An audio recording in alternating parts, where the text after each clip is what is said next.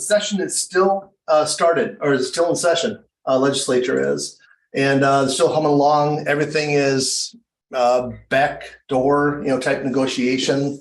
Just a few of them that really get back there now. It's starting to pound on each other to try and get things work through.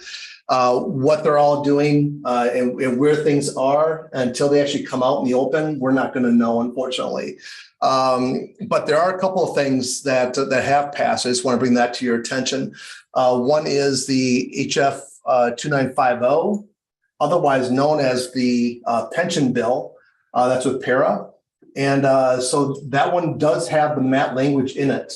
And basically what it's talking about is if you're an elected official and you start out with now I'm going to get that confused. There's a dedicated benefits plan and a contributions plan, I believe is how that is. Contributions plan is for elected officials and the benefits plan is for the appointed or the employees.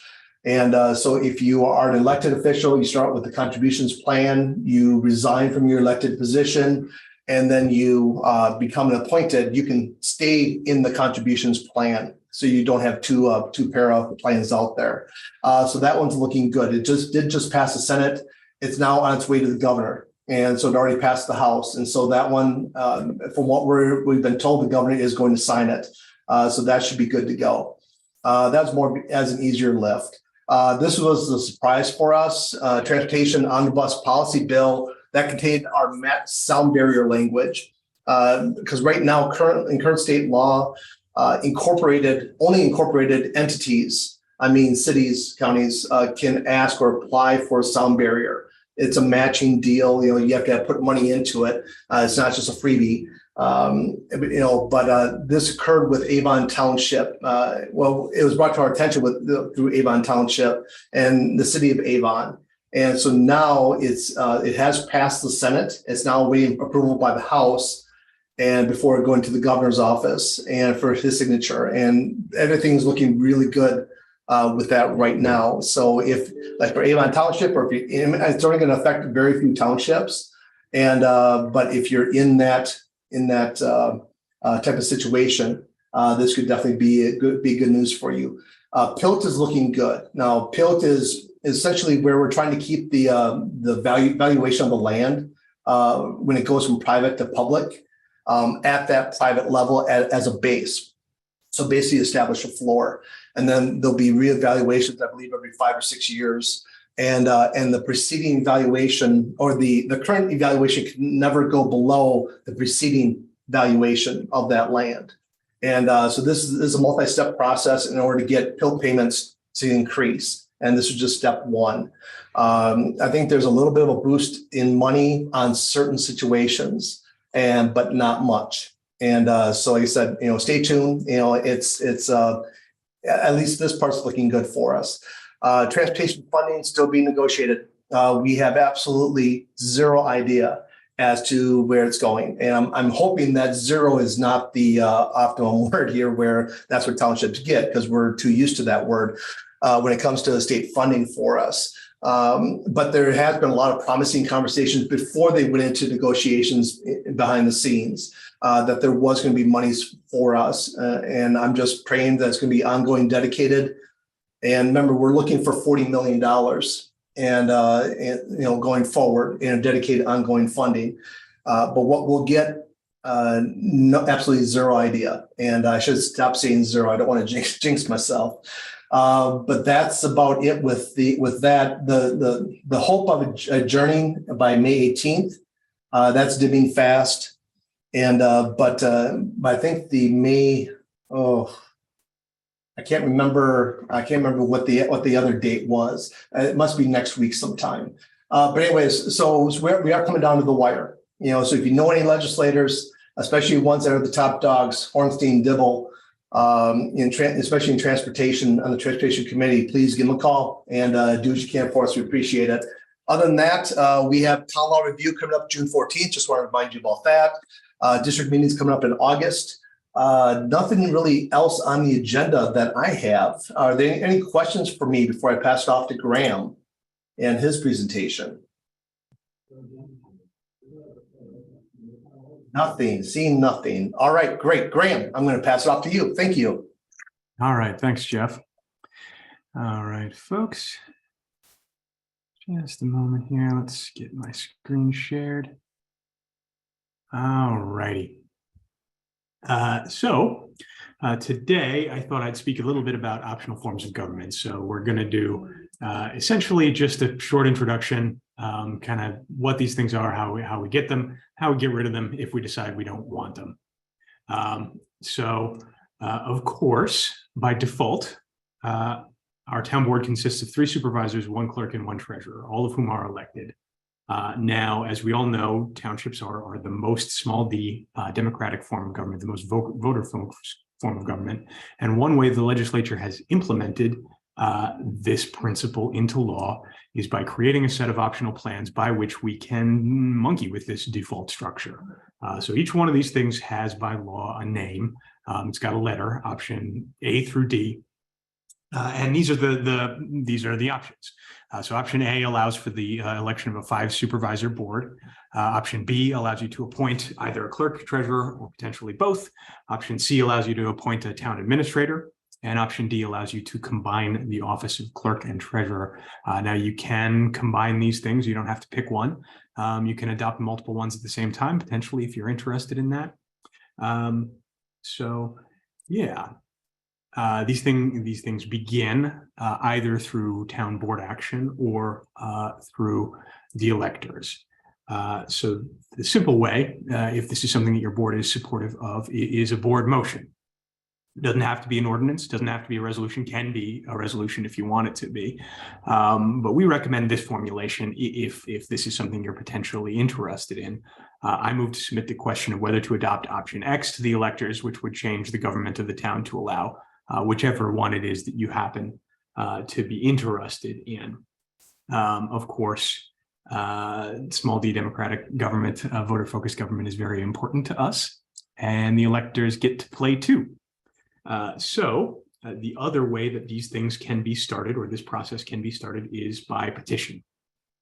If we have a petition signed by electors equal in number to, quote, at least 15% of the electors voting at the last town election, unquote, then the board shall submit this option this question to the voters. So we don't have any discretion about this if there's a form that has been done in the correct form. So there's certain rules that are established by the Secretary of State's office. Voters who are interested can call them and get the forms. They publish forms. But so if it's in the right form, it's in the right number, and the people who have signed this thing all, in fact, are eligible to vote, then the petition or then the question shall be submitted. The town board sort of loses its authority to say no if these things are done. However, there are, of course, limits on these things. So some incidentals to limit how we can do these things. There's a 74-day rule, which, regardless of whether this thing was done by board motion or by submission of a petition, it has to be submitted to the town clerk more than 74 days before the election. There's a statute on point that says the town must give notice to the county auditor at least 74 days before the election of any ballot questions, which in this case means that if somebody submits a petition after that time, or if the board passes a motion after that time, then the question can't be heard until the next annual township election. Now notice there's certain special notice requirements. The town clerk has to include the language of the question in the published and posted notice. So you're not just telling people what question is going to be on, but it has to include the actual language of the question itself. And that's true regardless of whether the petition was initiated by the electors or by the board. And that language, of course, is governed by statute itself. So Minnesota Statute 367.31 subdivision 4 tells us substantially the language that we have to use. So example here is for an option A type question, and that is, shall option A, providing for a 5-member town board of supervisors, be adopted for the government of the town? But that formulation is true for all of the other ones. So it's shall option B, providing for the appointment of clerk, treasurer, or both, be adopted for the government of the town. There's a list of essentially questions that are supposed to be used in quote, substantially same language, unquote. And then, of course, once this thing is done, if it is either adopted or abandoned, then the clerk is supposed to report it, and the clerk is supposed to report it by certificate to both the county auditor and the Secretary of State. And we've got an example form for that up on our website if this is something that you are interested in. Now, each one of these optional plans has special rules about how it is that you go about implementing it. There is more to be said about each one of these things, and we do have some fairly detailed guidance for the individual questions up on the website. If folks are interested, we can certainly do another presentation which involves sort of going through these things in more granular detail. But just in terms of giving you a sense of what changes or how to do this, I've sort of picked out, in my view, the important parts for each one. So once you adopt option A, which is the 5-supervisor board, you can either wait until the next annual election if you are not an urban town. So if you're not exercising Chapter 368 powers, then you can wait. Otherwise, you are supposed to call a special election. And that can be kind of an involved process. There are specific dates that you have to do it on. So definitely more to be said about that option. Option B, this one gives us guidance on what we do with the person who was in the formally elective office. And so essentially the rule is if they were elected at the same time as the option was adopted, then their election is a nullity and you go straight to the appointment power. However, if the option was adopted in the middle of somebody's term, say, then what happens is that they have the right to fill out their term. And as soon as it becomes vacant through any means, so if they resign, if they get hit by a car, what have you, then the office switches from elective to appointive. At that point, you get to appoint. Now, option C, this is one of the weirder options. I don't believe I've ever actually met a town that has adopted option C. If you know anybody who's done it, I'm super curious. Have them give me a call. I'm curious about how this thing works out, but that is the one that allows you to appoint a town administrator, if you like. And that one says, once we pass this thing by majority vote, the board, quote, shall, unquote, appoint an administrator, quote, as soon as practicable. So you do it as soon as you can on terms that the board finds in the township's interests. And then option D, so that's the one that combines the clerk and treasurer. The big deal with this one is related to outside audits. If you do combine the clerk and treasurer office, then you must have an outside audit. And it kind of depends on how much your revenue is. If it is above a certain line, then you have to have that outside audit every year. If it's below, it's once every 5 years, but the auditor gets to pick. And then, of course, you also have to decide what to do with the now extra officer. So it is the clerk who gets to stay. The office becomes clerk treasurer, but the incumbent treasurer is allowed to finish out their term. But if their office becomes vacant, either through, if they resign, if they move away, if they get hit by a car, if they can't fulfill their duties, then the clerk takes on the title clerk treasurer, and the clerk gains the treasurer's duties. And then, of course, you have to have your comply with your outside audit standards. Well, what happens if we've adopted one of these and for whatever reason we just don't like it? Well, of course, anything that can be done can be undone, but there are some limitations on that. The statute provides that the opportunity to abandon a previously adopted option and revert can't be done until at least 3 years have passed. So you do have the right to do this. It's raised in substantially the same way as the original adoption. So either you pass a motion or you get a petition from the electors. It's submitted to the next annual election, assuming that you're complying with your 74-day rule. You have to use the same language, though there is a modification there. Instead of saying adopted, of course, what you're saying is abandoned. So shall option A, providing for the appointment of a 5-member board of supervisors, be abandoned for the government of the town instead of adopted for the government of the town.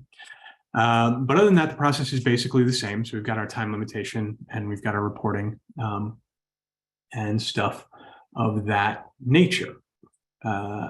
Then once again, after the election, the town clerk must, quote, promptly, unquote, file with the county auditor and the Secretary of State a certificate giving them the date of the election, the question, the vote, and a report saying, hey, look, we abandoned this one, or hey, look, we adopted this one. Okay. Now, before I open it up to general questions, I did get an interesting question. So I got this one by email, and then interestingly, I got the same question by phone this morning. So I figure I might as well give a quick and dirty version of it, which is this. So I'll likely to work this one up into a full presentation for next time. But just to touch on it briefly, say we have set our levy. And then a nasty fire expense comes up. So levy is going to be totally inadequate, or levy will be inadequate for needs this year. What do we do? Are we in trouble? We know from Minnesota Statute 365.431 that the board does not have the power to change the levy after it has been set. So are we just stuck until next year?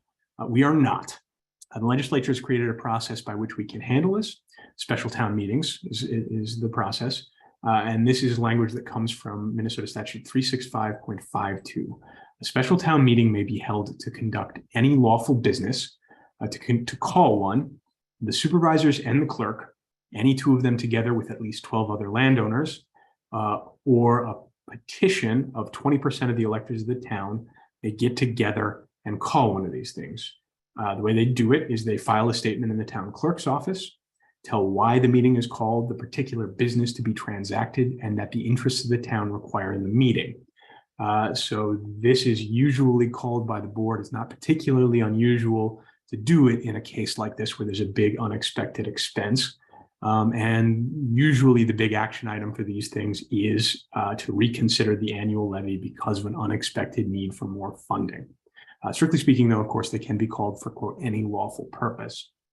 Now, the big deadlines on this related to finance are something that I wanted to bring up specially because they can be a little problematic. And the other thing to know about them is that they hide away from our normal statutes. So almost all of township government occurs between Chapter 365 and Chapter 368. Every once in a while, you'll get stuff in the 470s, but these deadlines hide in Chapter 275, specifically 275.07 subdivision 1, which tells us, quote, that a town must certify the levy adopted by the town board to the county auditor by September 30th of each year. If the town board modifies the levy at a special town meeting after September 30th, the town board must recertify its levy to the county auditor on or before 5 working days after December 20th. If they fail to do this, the levy shall be the amount levied by that town for the preceding year. So if you miss those deadlines, you are going to get the same amount that you got last year, which could potentially be a disaster, particularly if we're redoing our levies specifically because we got a big unexpected expense. So you're going to want to pay attention to those deadlines. September 30th is the big one. Now, if you do have a special meeting after that date, you can within 5 working days after December 20th, but we do recommend that one as a bit of a last resort. Just it's better to get these things done by September 30th. So it is 100% possible to reopen the levy. It's 100% possible to handle these special expenses. The process is just a little bit detailed. And like I say, I will probably work that one up into a full presentation for next time. But I just wanted to, because I got a barrage of them this morning, figured I might as well get on and get that one done. All right. So I see we have got quite a few chats here. Let me go take a look just a moment.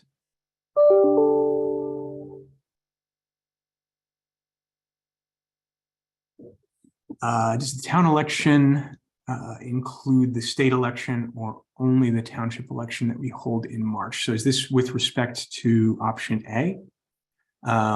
So you can, option A can be done in March. It also can be done in November. So strictly speaking, the special election process has a list of about 4 or 5 dates that you are allowed to do. Now I happen to have that one in my notes. So if you will indulge me for just a moment, I believe I can go find that.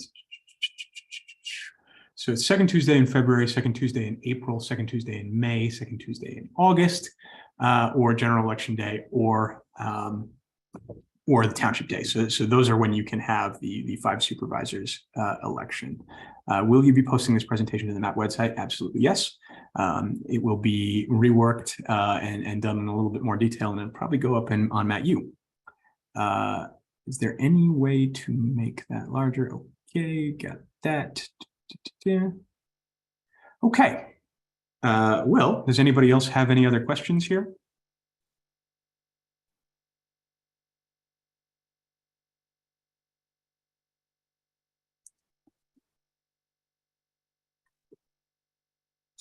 We only have about 20 electors at the March election, about 400 at our general election. This would change the percentage needed for signatures. That is a good question. Now, let me flip back to my notes here. I believe I've got that one. So I believe the standard is, quote, the last town election.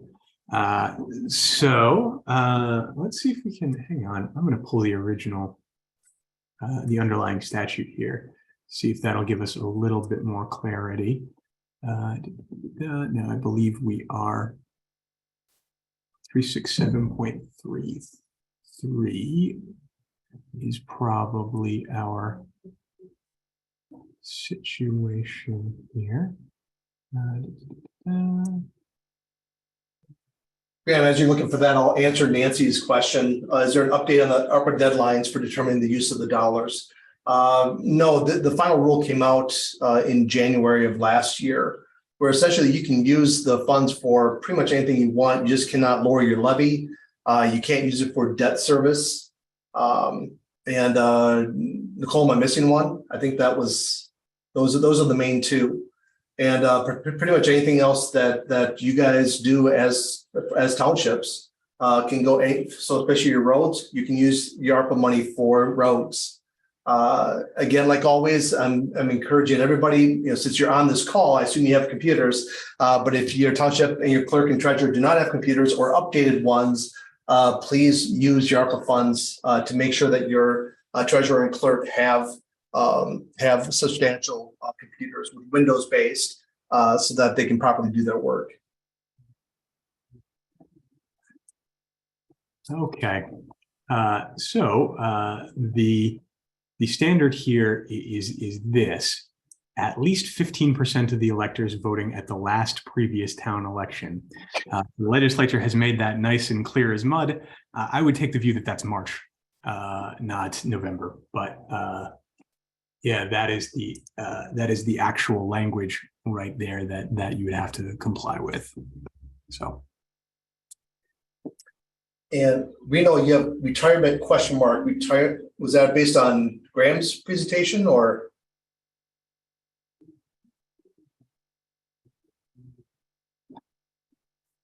No, Jeff, I was just on the ARPA funds. My understanding is you can't use it for retirement benefits. Oh, thank you. Okay, appreciate that.